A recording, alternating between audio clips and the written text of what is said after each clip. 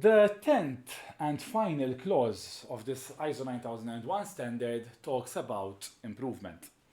And in this video, I wanted to give more information about this particular clause by going through what the standard actually says in this clause.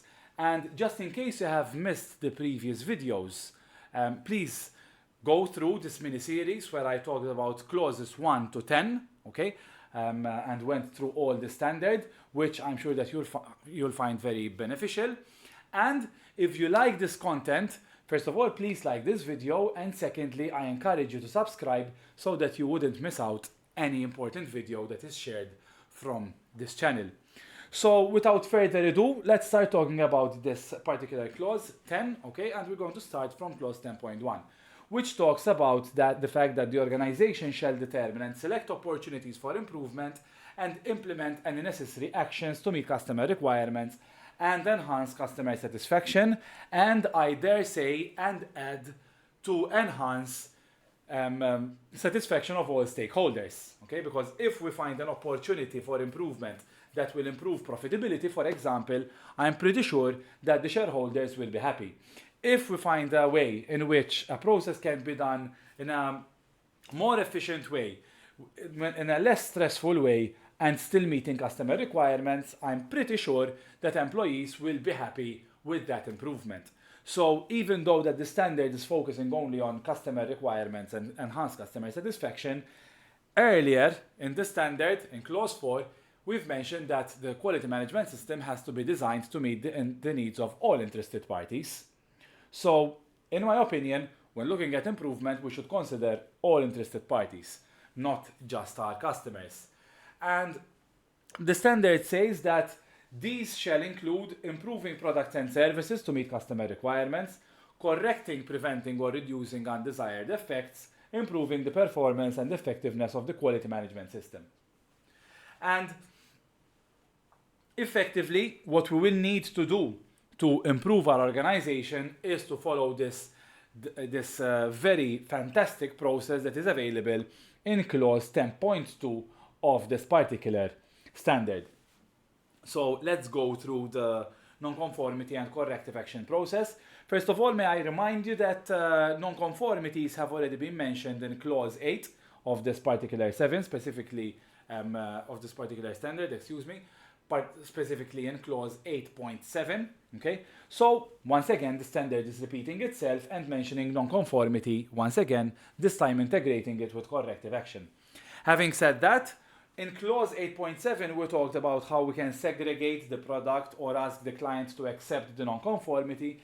Here, we're going to take a much more proactive approach, and after analyzing why we had this issue, why we had this nonconformity or potential nonconformity, what can be done to avoid this problem from happening again in the future. And it is my belief that if organizations take this particular clause by heart and only implement this particular subclause within your organization, you will see drastic changes within just 1 year. Because if you are smart and mature enough as an organization to effectively learn from your mistakes, and that you only tolerate mistakes to happen just once, then you are bound to continually improve your operations.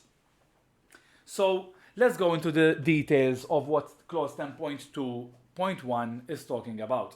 When a nonconformity occurs, including any arising from complaints, the organization shall react to the nonconformity and, as applicable, take action to control and correct it, deal with the consequences. So the first thing that we have to do when there is an issue is that we have to solve it for that particular client. Let's say that we are a company who sells milk, okay, and we are doing a delivery of milk when all of a sudden the van stops. The first thing that we have to do is, first of all, to make sure that the temperature of the van didn't increase too much that now we have to throw away all the milk. If we are able to react fast enough, then we might be able to transfer that milk from one van to the next and continue on our way with the customer. And that would be the way in which we are dealing with the consequences. But once the product has been delivered to the customer and the van that was broken down is returned to the shop, then the real work and the corrective action has to start. And the first thing that we will need to do is to identify the root cause. What caused the van to stop in the first place? And we cannot be easy here. We cannot just assume. We cannot say the first thing that comes into our mind. For example, it would be easy to say that there was traffic and so the van overheated. But why did the van overheat? Is maintenance being done? And if not enough maintenance is being done, why is not enough maintenance being done? And if not enough maintenance is being done, then probably this issue doesn't just revolve around this van, but around all other vans.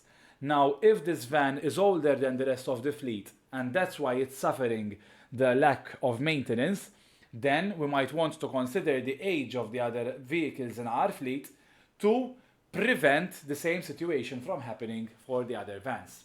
So, the first thing that we have to do is to identify the root cause of the problem, and by reviewing and analyzing the nonconformity, determining the causes of nonconformity, determining if similar nonconformities exist or could potentially reoccur, as I have just explained.